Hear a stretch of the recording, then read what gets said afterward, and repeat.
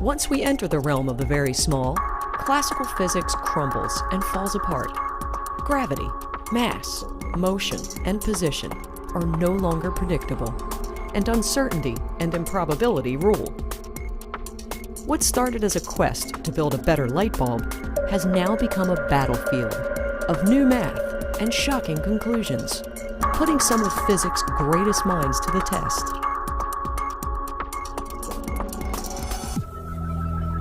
In the 1920s, physicists, including Max Born, Niels Bohr, Erwin Schrödinger, Paul Dirac, and Werner Heisenberg, built upon this radical new understanding to further describe the nature of the subatomic world. In 1926, Werner Heisenberg began to develop a theory based on wave mechanics, using some unfamiliar equations. Working closely with Niels Bohr in Copenhagen, Heisenberg discovered that whenever one tried to measure position and velocity of a particle at the same time, imperfections and errors occurred. His startling conclusion was that these errors lay not with the measurer, nor with the instrumentation, but were in fact fundamental to subatomic particle behavior. Only 26 years old, Werner Heisenberg became a leader in the new quantum revolution. The uncertainty principle of Heisenberg was really a sharp turning point in the historical development of quantum mechanics, because in the early days you could have still held on to a thread of hope that these new quantum ideas might somehow not be as different from classical physics as they were appearing to be. According to quantum mechanics, you can never simultaneously know the exact speed and location of a particle because the particle is also a wave. But with the uncertainty principle, Heisenberg showed that you cannot know the position and the speed, or more precisely, the position and the momentum. It's called speed, close enough. You can't know the position and the speed of a particle. But positions and speeds of particles, that's the heart of classical physics. And he is saying that you can no longer have access, you can no longer specify those two features simultaneously. That means the classical world really differs in a profound way from the quantum description that is emerging from the pursuits in the early decades of the 20th century. The Roaring Twenties were a time of radical political movements and unprecedented industrial growth. New inventions, music, and art all burst upon the scene. In Copenhagen, the next new wave of quantum mechanics was born. Niels Bohr and his colleagues formulated new rules that firmly rejected the classical laws of cause and effect. According to the Copenhagen interpretation, classical measurements were no longer possible in a purely probabilistic subatomic realm. Albert Einstein said, "Impossible." To him, this view of the world was not only disturbing, but it had to be wrong. The great physicists, Einstein and Bohr, publicly wrestled with this new idea of quantum mechanics, each trying to outwit the other, as if playing a game of intellectual ping-pong.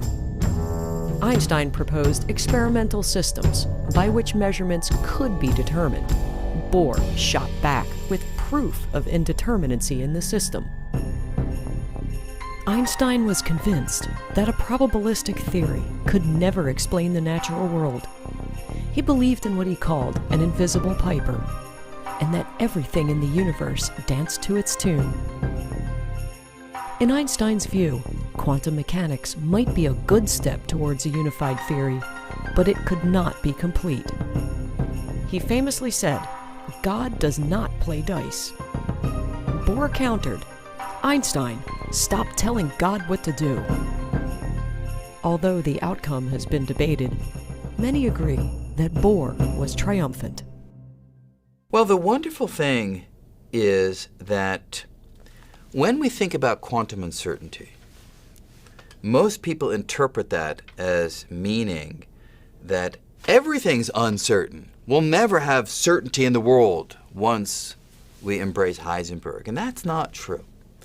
What Heisenberg was saying was certain ideas that we held dear in a classical perspective, those ideas can no longer simultaneously be certain in the quantum domain.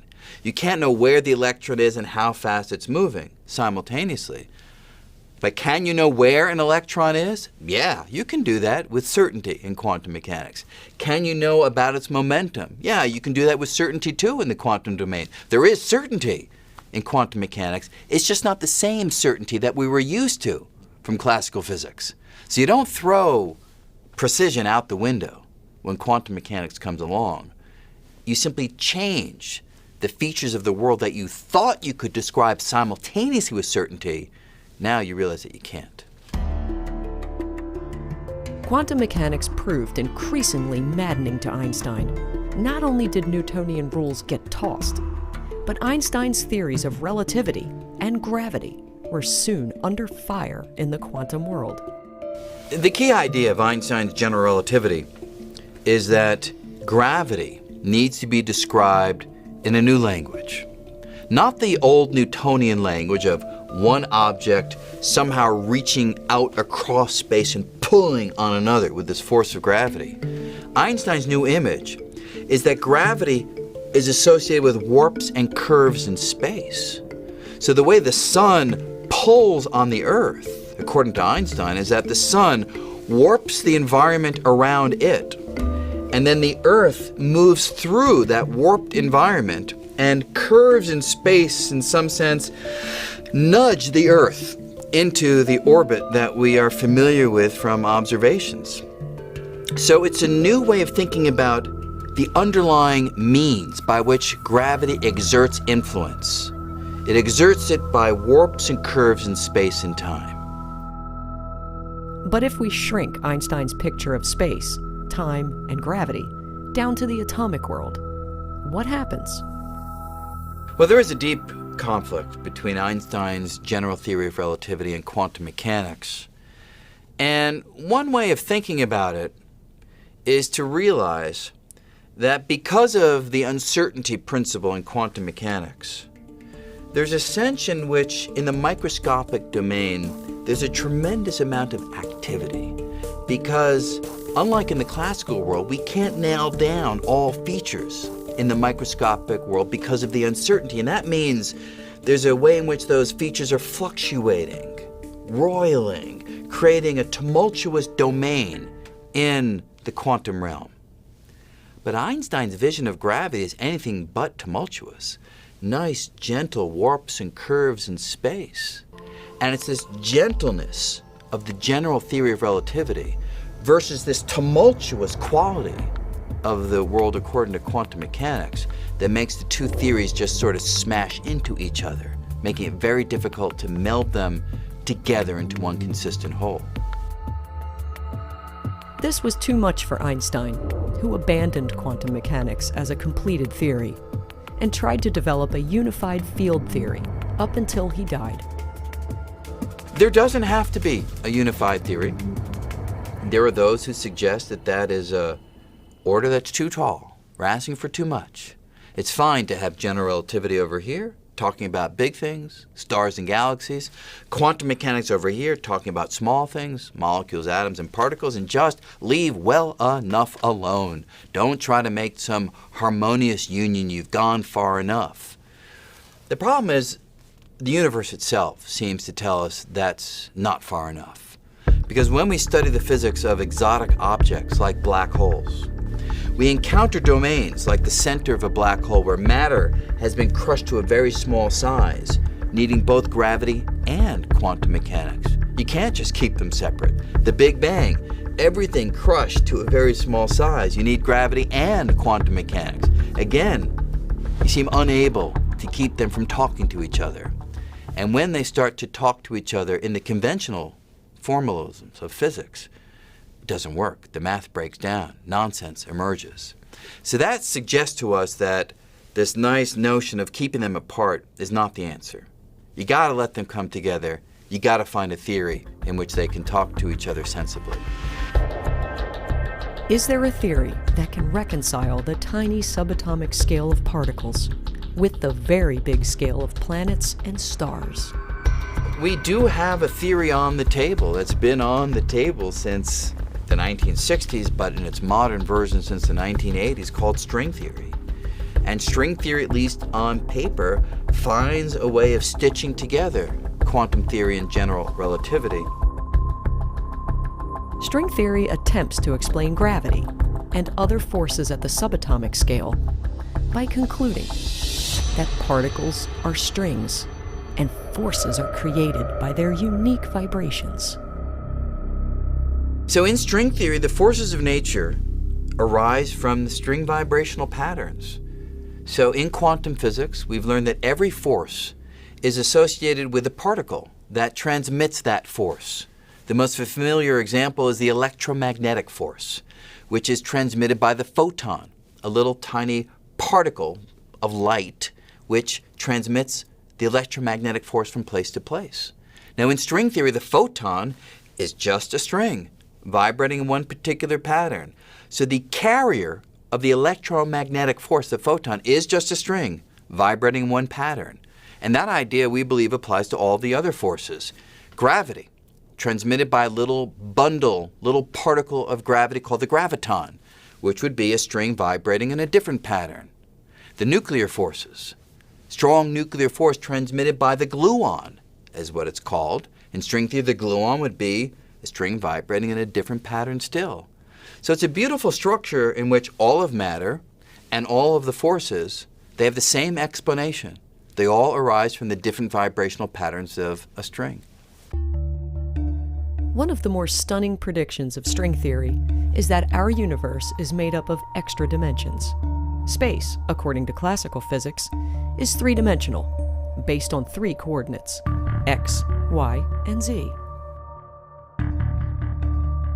Einstein introduced the fourth dimension, time, into his general theory of relativity. String theorists have calculated that as many as 6 extra dimensions make up our world. Well, we're at a very interesting place today with string theory. On the one hand, we have a theory that on paper is able to put gravity and quantum mechanics together. Huge, huge, huge achievement.